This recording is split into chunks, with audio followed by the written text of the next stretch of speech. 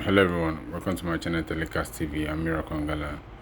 You're watching a press conference made by ADC speaking about the forthcoming election, their plans and the agenda on how to restore dignity of Nigeria back. Rotimi Amaechi spoke, Peter Obi spoke, Atiku spoke and others spoke about their plan on how to make Nigeria become a great nation and how to make a change. Speaking about all these words and revolution made by them, will it be possible to overthrow the ruling party APC, President Tinubu, in this forthcoming election? What are the modalities do the ADC have on ground to win this forthcoming election? How is the administration of President Tinubu? Is he the worst leader ever that has ever ruled Nigeria? What are his lapses? Share your thoughts, share your opinion in the comment section. Endeavor to watch this video to the end, and please subscribe to this channel. Don't miss new videos. I will spend less minutes than the last speaker. No, because he's done a summary of what I wanted to say. All I wanted to say is that Tinubu is not our problem. The problem is the opposition. We are our own problem. When the opposition is ready, Nigeria will do what? Nigeria will change. The first thing we must know is that we must separate ourselves from the government in power. We must show the difference. I will repeat what I said in one of these conferences. I said to them that when I was in government in Buhari's time, Buhari wanted electoral reform. So a few ministers went to him, convinced him not to sign, that if he signed, Russia will hack the system and impose the wrong president on us. And he refused to sign. The same people are now shouting electoral reform. Tinubu will one day shout for electoral reform. He will. If he doesn't shout, those who are supporting him will do what?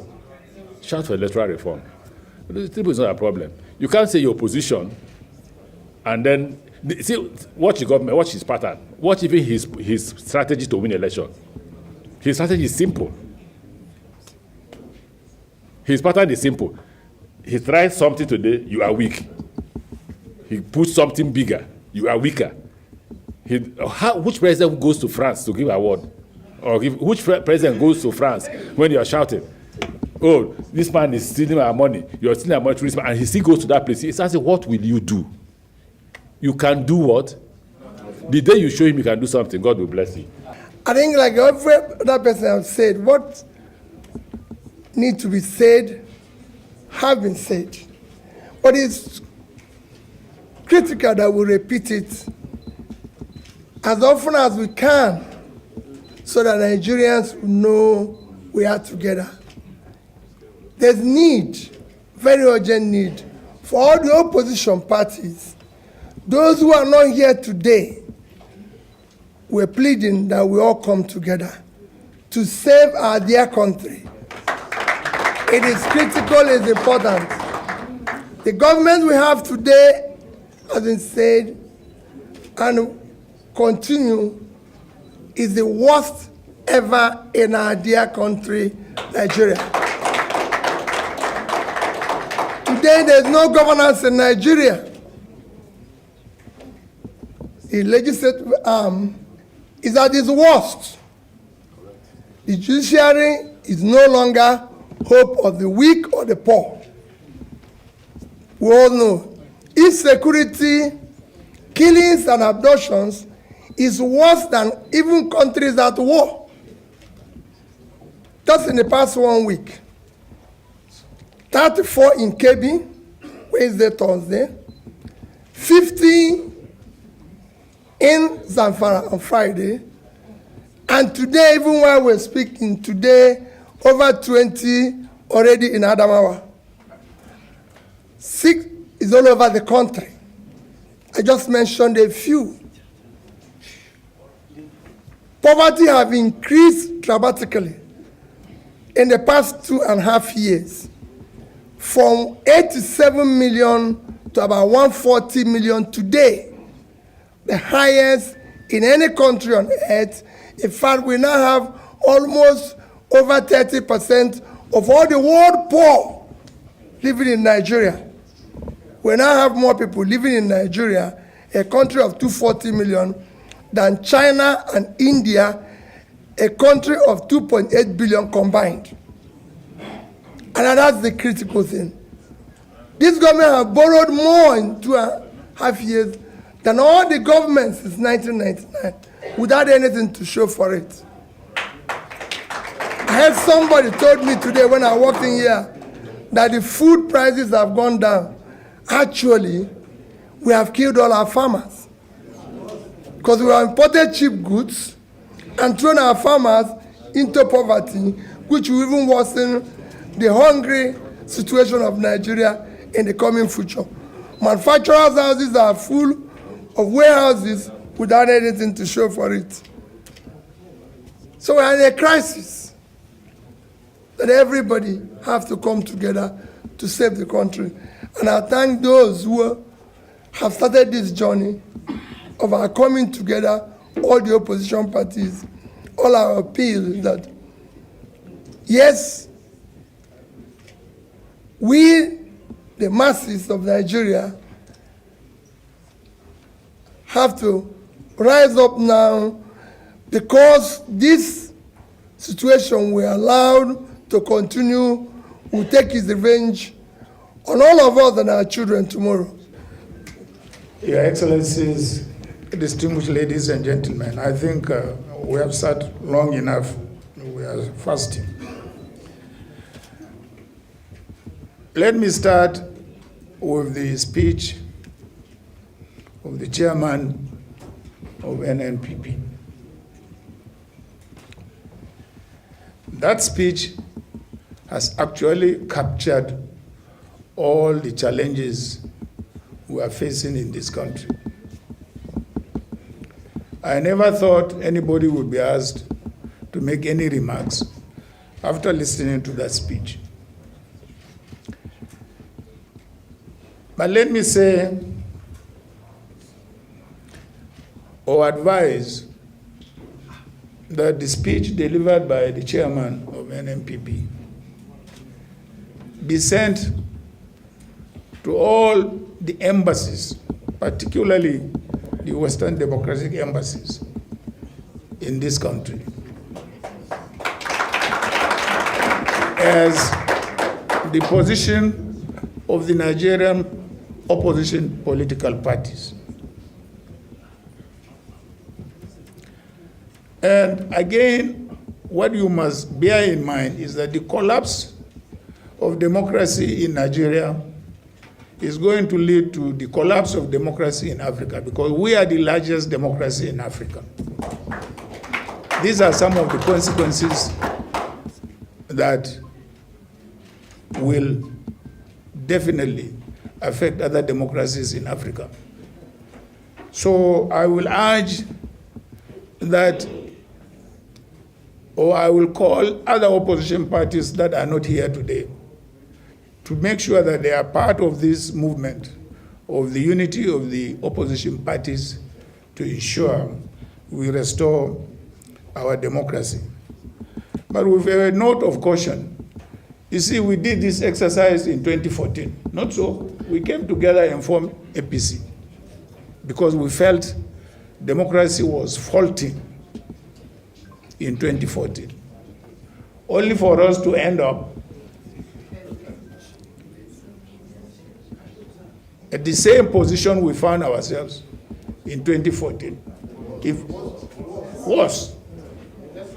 Because 2014, the major challenges was insecurity here and there, economy, and so on and so forth. Now it is even worse than what we fought in 2014. So we must have that in mind, that in the event, and we must succeed to make sure that we restore true democracy to our country. That was what we fought for. That was what, the founders of this country fought for. And we fought the military for that. And we must make sure that that is established in this country. So I want to thank particularly our speaker today for highlighting the various challenges facing our democracy in this country, from legislative to security to political parties to elections and so on and so forth. I thank you very much indeed for giving me this opportunity, to make a few remarks. I looked at the high table and I tried to see who did not help in bringing this administration into being. I think all of them did.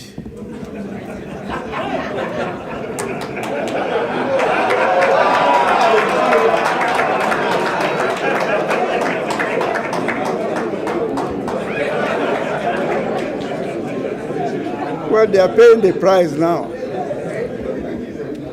See, for us Christians, they say there is no repentance without penance. So this is the penance they're doing for the government they installed themselves.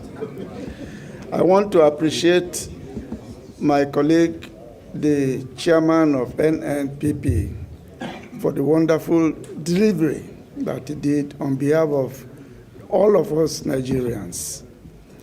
I want to ask a basic fundamental question to those who are followers and who are shouting continuation of this administration.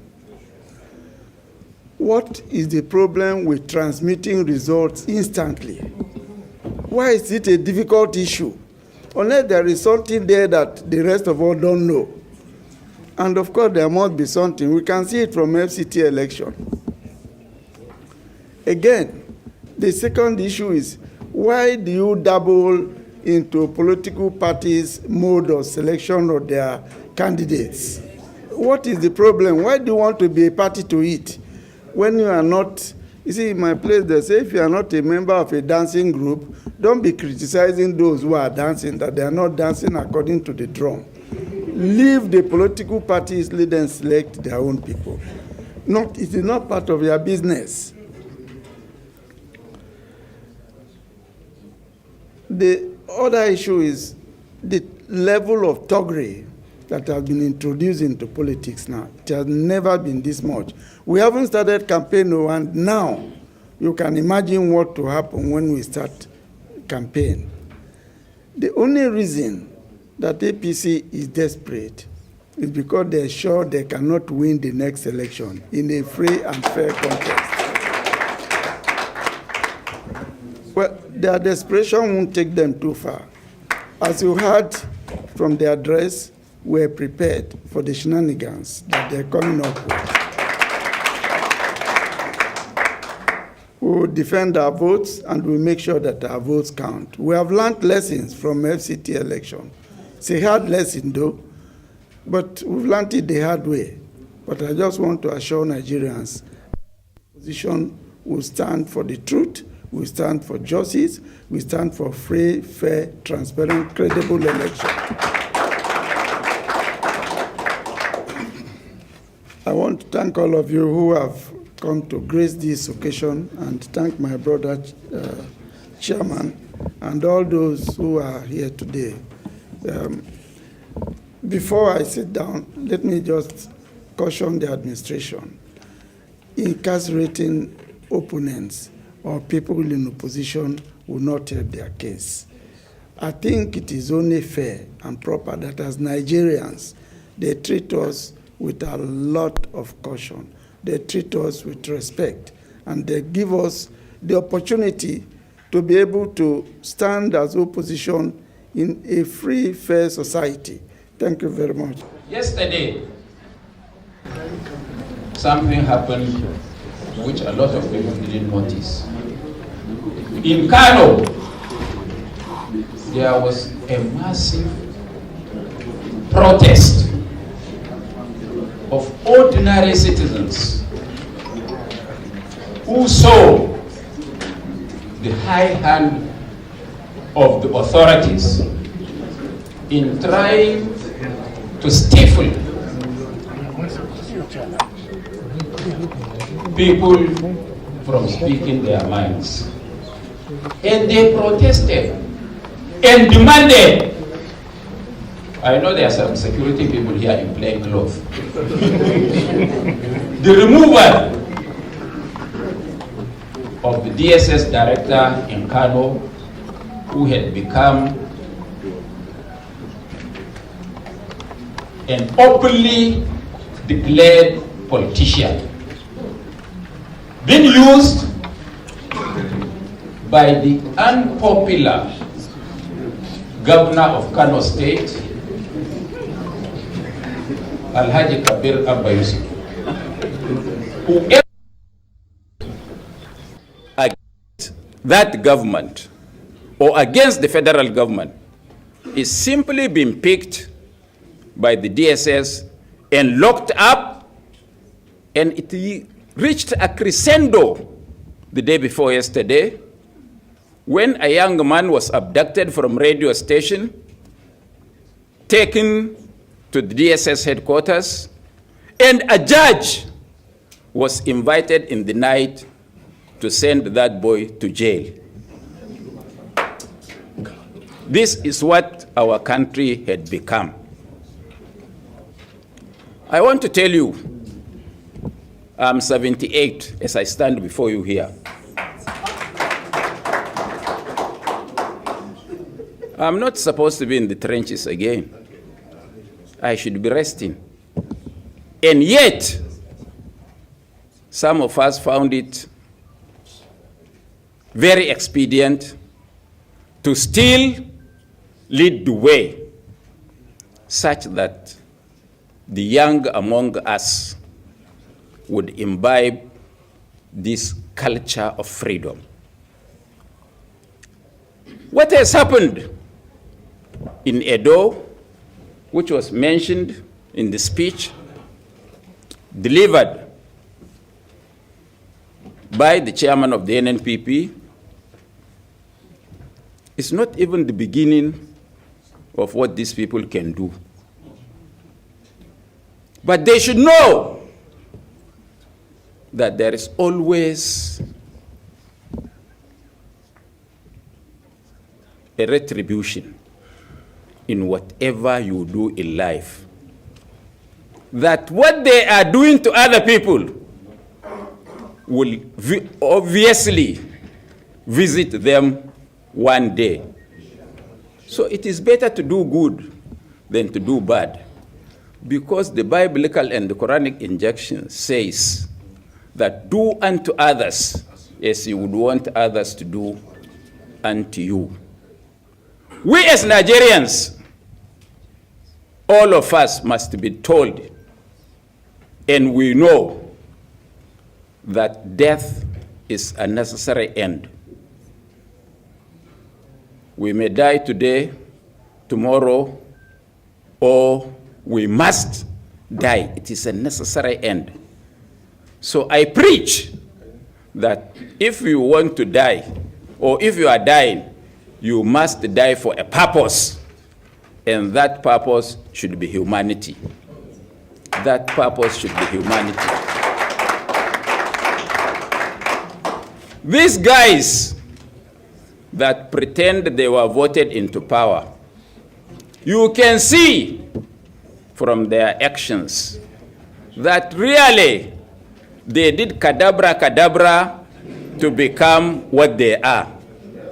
Because if they had been voted by the people, they don't need to force everybody, every governor, every this, every that to join their party, because they are not sure that they have the majority. And I want to ask, what legitimacy in a country of over 200 million people, and only 10% of the electorates in 2023 came out to vote? Do the arithmetic. The entire votes for the presidential election was less than 24 million, which is just approximately 11% of the total number of the people. Is there legitimacy in such a people that they will exercise absolute powers against us. But I want to tell you that if they succeed, it's because we agree.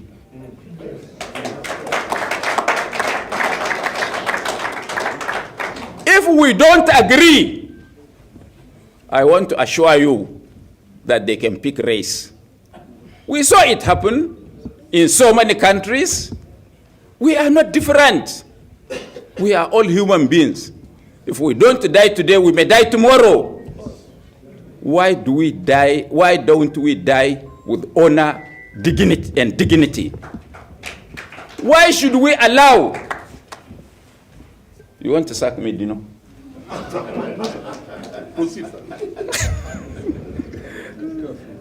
Definitely those that are listening did not say they are bored.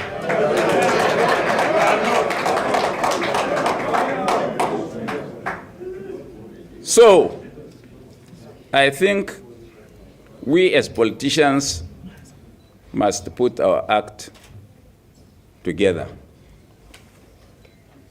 If we are honest ourselves, we will not have a deficit of trust as these people have. When we talk to the people,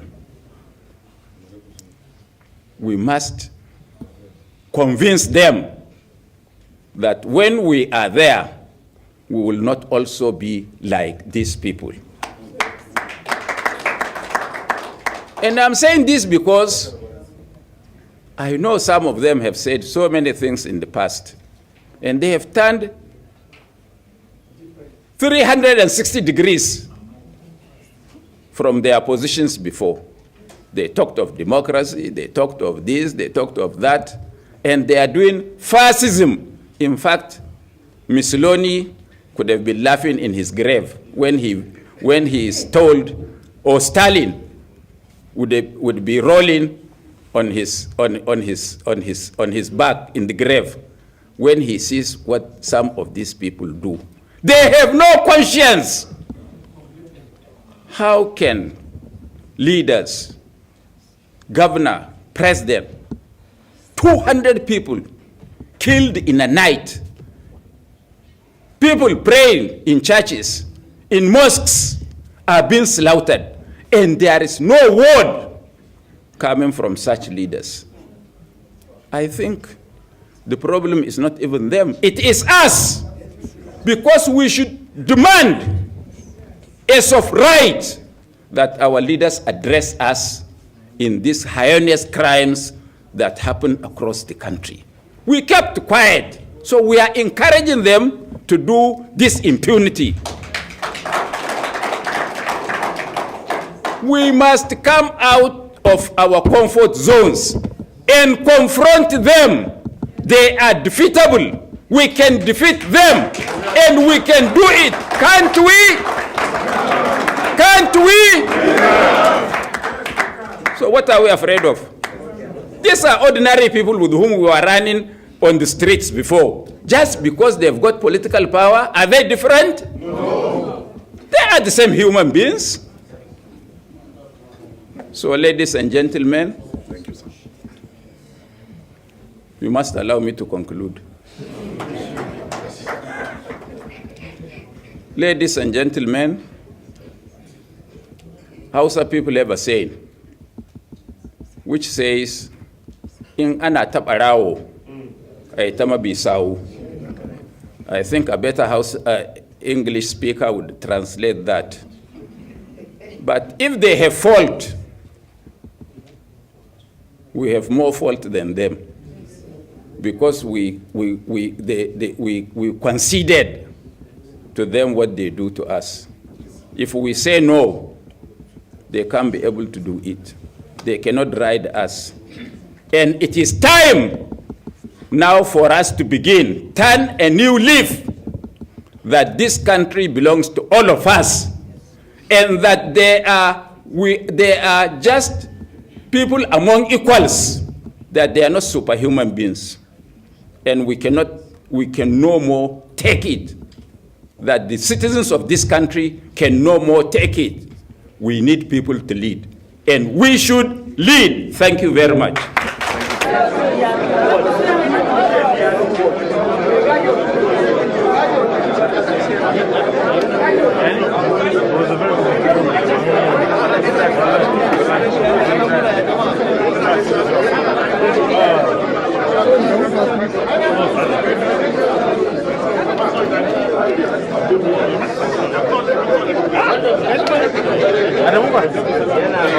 Oh, okay, bien.